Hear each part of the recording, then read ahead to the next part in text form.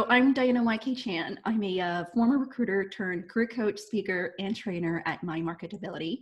I work with ambitious mid to senior level professionals, leaders, and executives with finding a meaningful career, navigating that change, and differentiating as top talent to get hired and earn more. In terms of what I do, in terms of what my expertise is because I have a background in recruiting.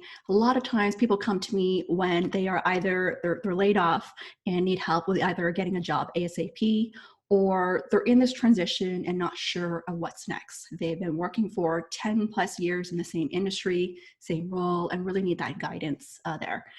In terms of my specialty, I would say I really offer the whole end-to-end career support, one-on-one coaching service, group coaching as well. So I have clients right now in sales, marketing, product, healthcare, security, product design as well. So a variety of roles, which I love doing. Yeah, amazing.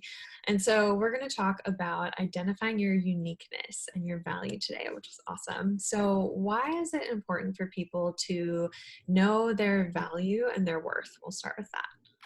Yeah, this is such a great question. Like I would say a lot of times, even people come to me, there is this, you can call it the mindset or the confidence challenge. And when you really know your value and your worth, you just sound a lot more confident, more compelling, right? As a result, you just sell yourself more effectively to an employer as well. You attract better opportunities. And when you're able to know that value as well, you actually are able to demand a higher salary, which also gives you that greater negotiation power as well.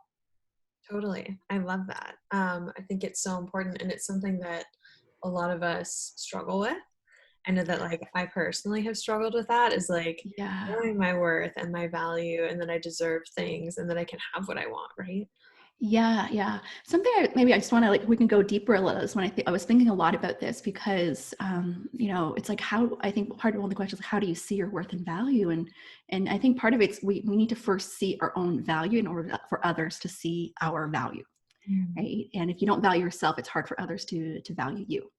Totally. Yeah. Totally aligned with that. So how do people start to figure out what they're good at? Yes, what they're good at, which is really like the strengths or your superpowers, your talents, right? I love that. So I get all my clients to do the Strengths Finder test.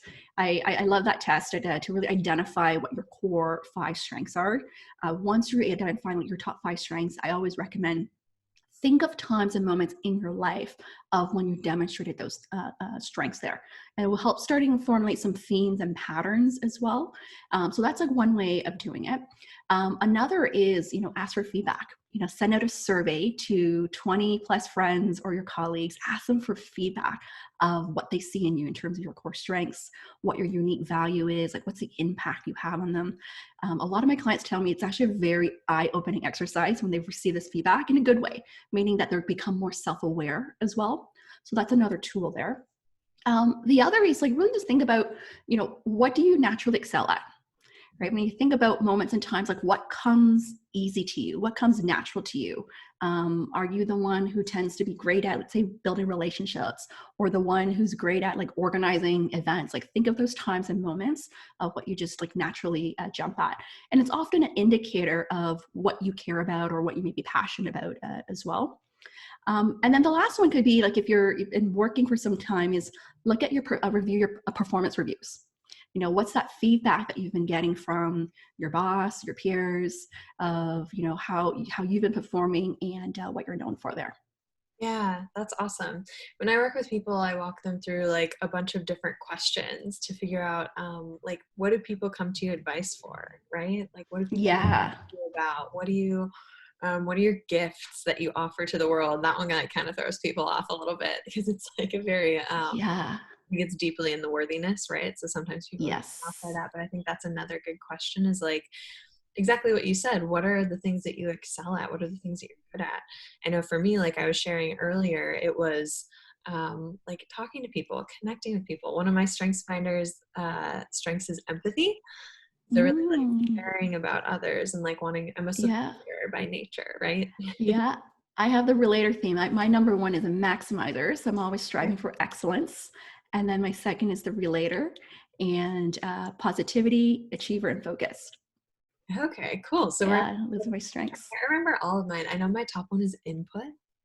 Ooh, input ideas. It's like, right? Is it input? It was the one like archiving data too, which at first I was like, what? And then the more that I thought about it, it was like, I love journaling. I love writing. I love documenting things. I'm an avid Yeah.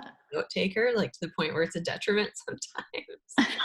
But it's interesting to see when you take, this is all like the Strengths Finder stuff, to see what it points out to you that you maybe didn't see before. Yeah, yeah. It's such a powerful exercise. It's becoming more self-awareness. Actually, this quote I shared yesterday, when you have better awareness, you make better choices. And when you make better choices, you get better results.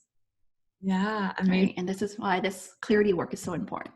yes, because it comes back to that awareness piece, right? Is the very Yep. first step. It's being aware of Yes. what you're doing and like having that intention that goes with it. Yep.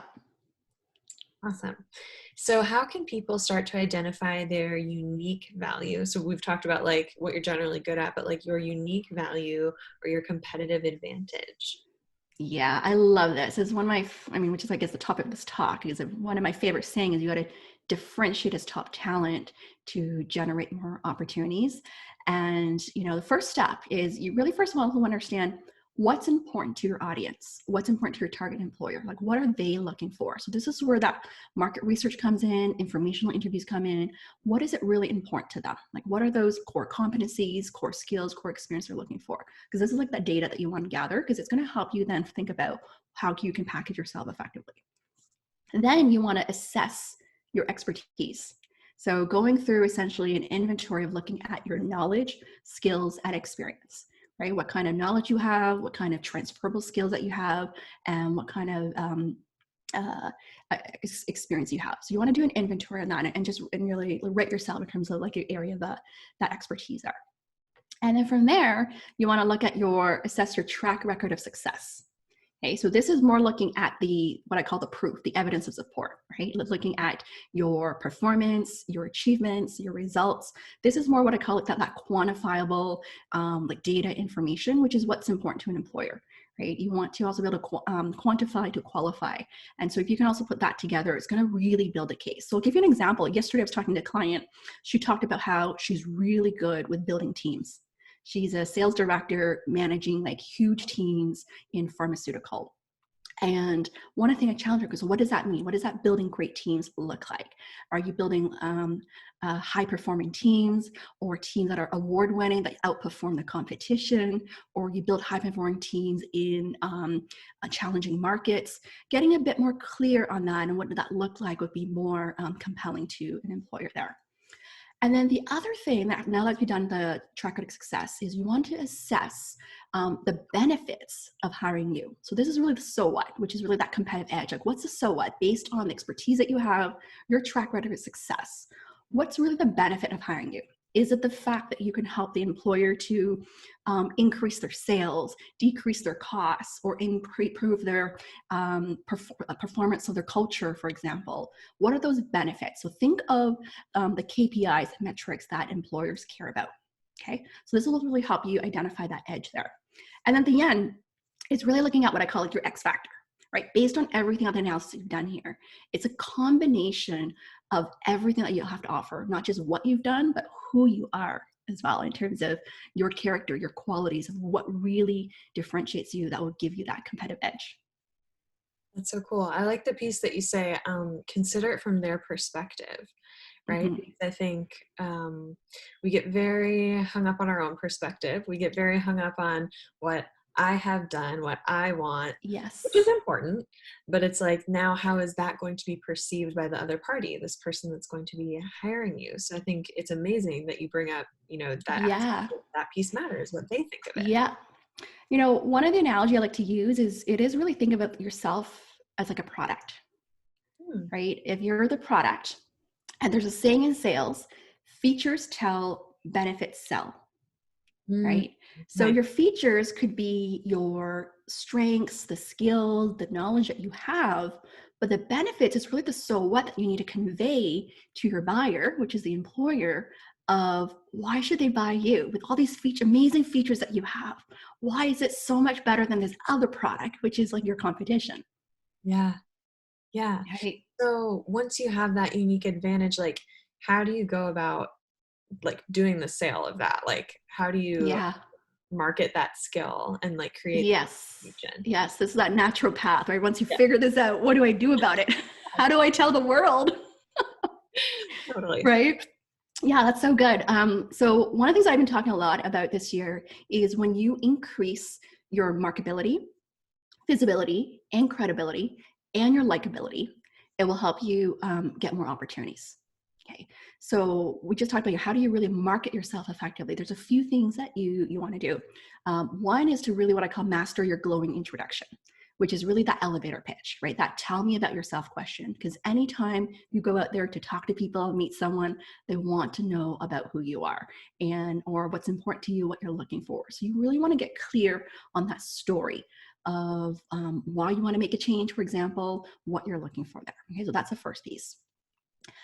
Second is to build a strong personal brand. I think this all ties back to personal branding when it comes to knowing your value and marketing yourself effectively is that you have to have a compelling personal brand, right? So that first step is that self-awareness. Next is putting yourself out there. So this could tie into having, let's say, a great LinkedIn profile that's optimized, that's professional, that's sharp, that's interesting, where recruiters and employers want to contact you there. Okay, so that's just like another thing that you can do.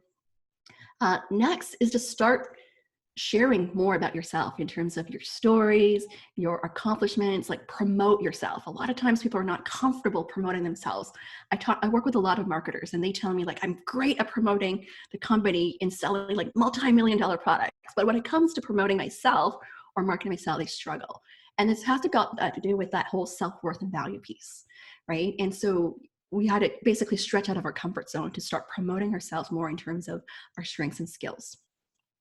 Another one is to really have strong testimonials and referrals, right? Instead of you promoting yourself, you have other people in your network or your colleagues or your friends who's willing to endorse you or recommend you for opportunities.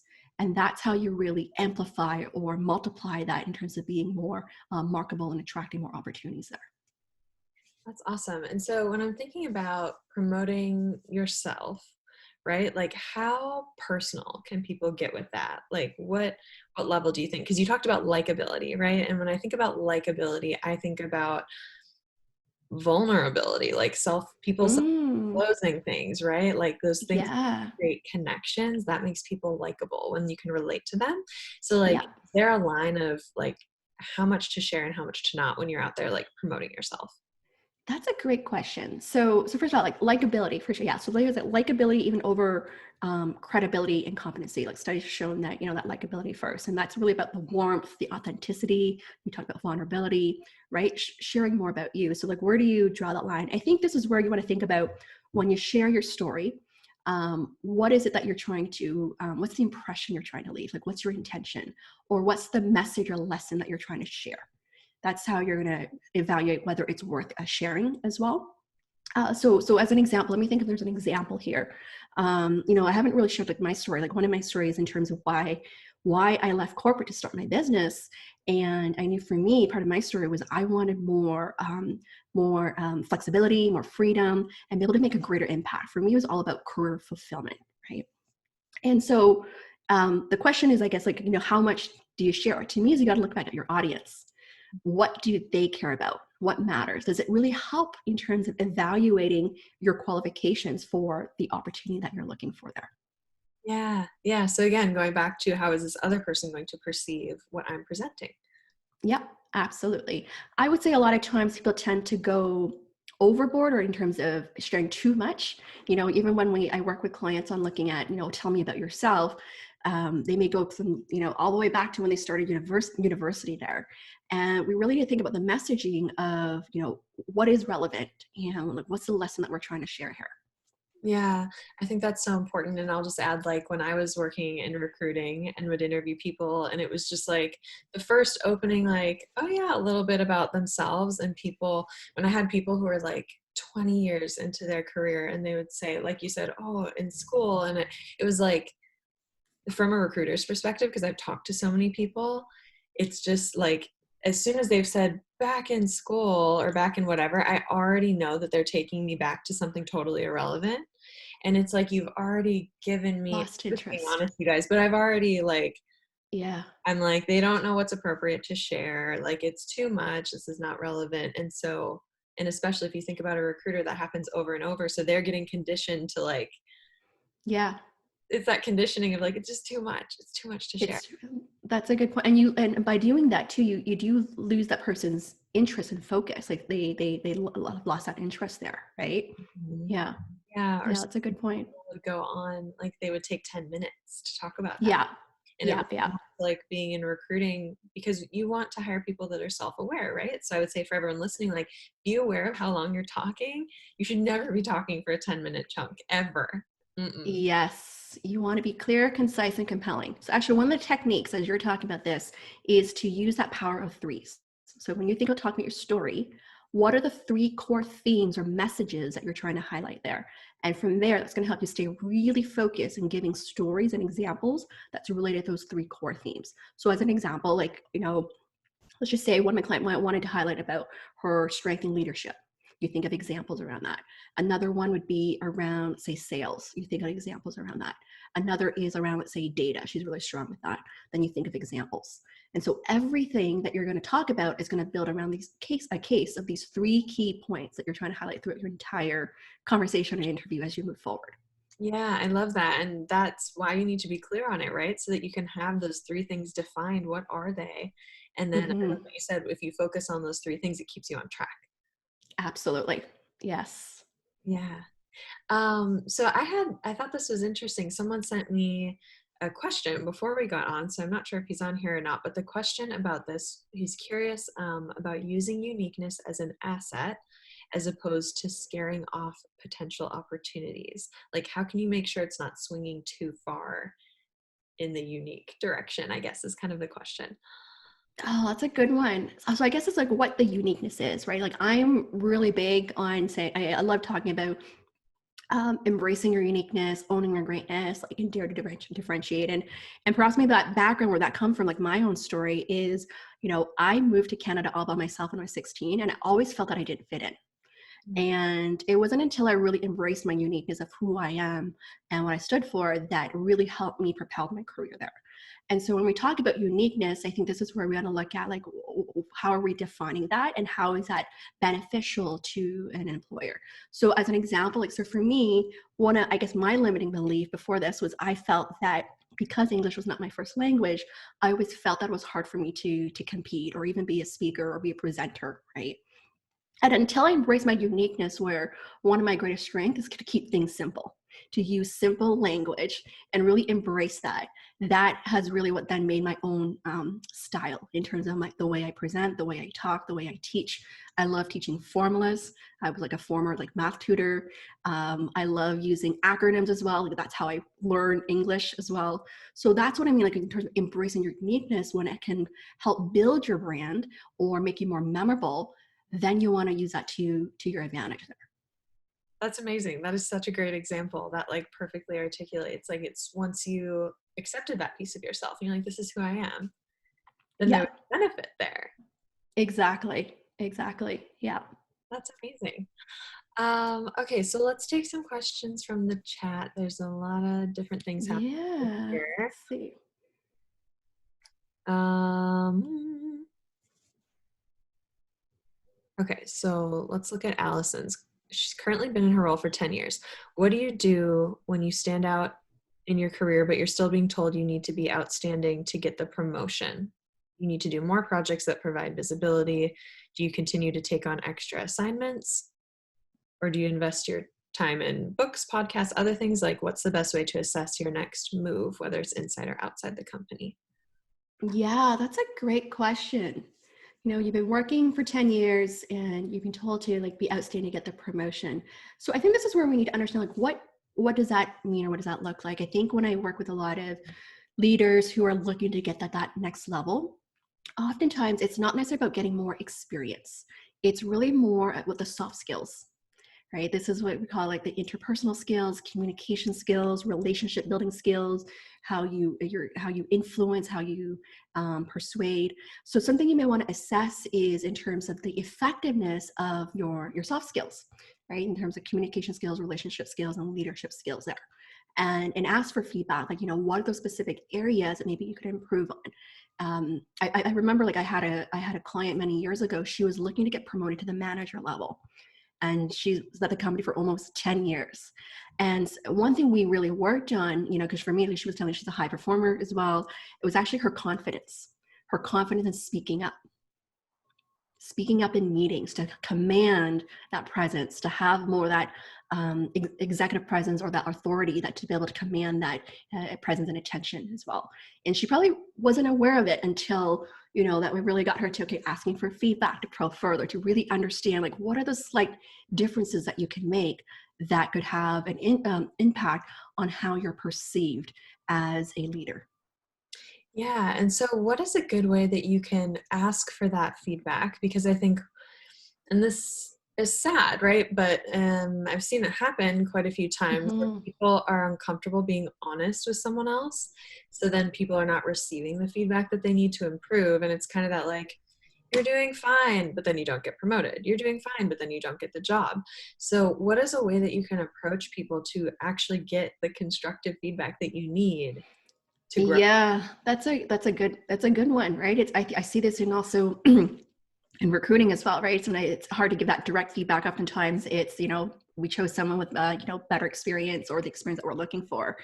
I think, first of all, it first comes out that self-awareness, right? Looking at the self-awareness, you probably may have an idea on what you may need to work on, right? There are probably a few clues, like it could be the communication piece, or I don't know, like the collaboration pieces, just to give a few clues. And what you can do is bring it to the attention, meaning like if you have that, what you're suspecting, this is something you need to work on. Think about, some things that you can discuss with your manager or boss. Like, this is something I actually am aware that I want to improve.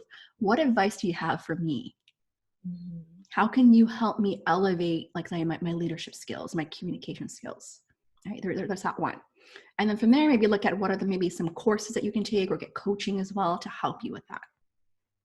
Yeah, I think I love that you bring it up first, right? If you have maybe an idea of what's happening, if you put it on the table first, then they don't have to make the uncomfortable move of going first. And Yes. so if you put it out there, then they now have permission to share with you. Yes, exactly. Yeah, it could be, for example, like, let's use an example. I'm thinking in corporate, a lot of times you got to present in front of management, Mhm. right? And for a lot of people, public speaking or presenting in front of people is very scary, right? And your boss wants to help you, but then same time you may be scared of that. And maybe it's something you can work with, is tell your boss, like, hey, like, I have this fear of public speaking, and this is something I'm working on. Like, how can you support me there? But at the same time, you can say, like, these are some things I'm working on. I'm going to prepare my presentation ahead of time. I'm going to record myself, or I'm going to present with a colleague, or I would love to do a practice round with you. Could you give feedback on that? Yeah, I And that think. shows that you are wanting to make that improvement and progress there. Mhm. Yeah, and I think just the energy that you show up with, right? Is that energy of Absolutely. openness instead of defensiveness. If you show up defensive, um, they're going to shut down. I think you just nailed it. I think so. This is like going back to attitude, right? The attitude of curiosity, that whether you want to learn and grow versus whether you just want to stay comfortable where you're at and just waiting for someone to give you that promotion or opportunity there. Yeah. Right.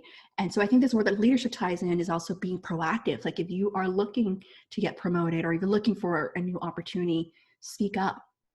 Speak up of what you want and why you believe you're a great fit, why you believe you deserve it. Yeah, you get to take a stand for yourself. Exactly.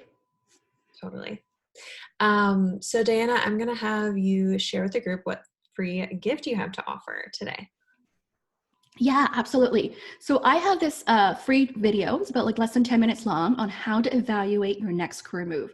It's my signature Discover formula, the acronym, that I walk you through the Discover framework of how to evaluate your career, some questions for you to think about there. So it's a quick training video to help you get started. Perfect. Thank you, Jordan. Put that in the chat for us. Another question that I had for you as I was reading your blog, I read that you help people create personal mission statements and also vision boards. And I'm wondering if you can just tell us a little bit more about that. It's something that sounds really fun to me. I've made like 2 vision boards in the past, and it was really awesome. So, Yeah, yeah.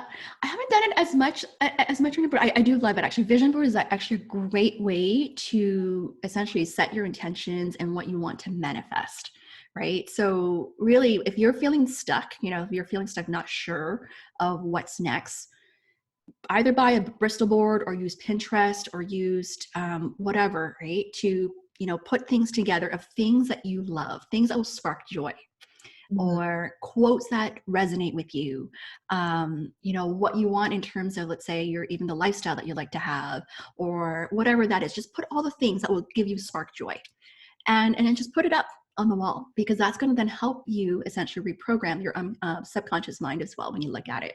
I had a client actually last year. When I first met with her, she had her vision board right behind her. So when I first met her, I saw her vision board, and it Wow. was just also a great conversation starter. But what was great was that for her, like, she actually made a significant career change from being in pharmaceutical sales and marketing to becoming a business coach. Wow. And it was a long journey for her, like making that transition, through really getting clear on like, what are her strengths, what are her interests, what are your values. These are things you can put also on that. You can call it the vision board, or like, about you there. And through that journey, it really just helped her get really crystallized like what she wanted as well, by understanding her values and what she wanted more of. And it helped her articulate better to make that transition. And ultimately, before she even jumped into becoming a business coach, she actually took training to become a certified life coach first. Wow. And through that, she met someone who ran the company that hires business coaches. Okay, cool. So connections. Yeah. Yeah. So part of her, she had her vision board, what she wanted more of, essentially. What does she wants to want to do more of? What's going to excite her as well.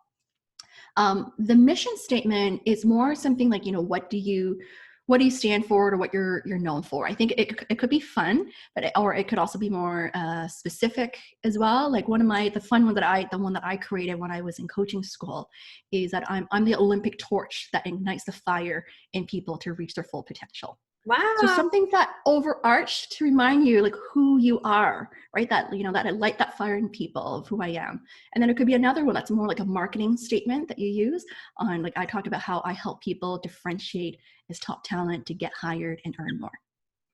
That's amazing. That's so cool. And I think it's great to have like a mission statement. I think of it like a mantra in a way too, right? That Yes. it reminds you of who you are. And that's something that it can be so easy to forget who we are when we're trying to figure out like, what direction am I going? We're so defined by our careers that it's like, if you don't know, that can make you feel very like, who am I? What's happening?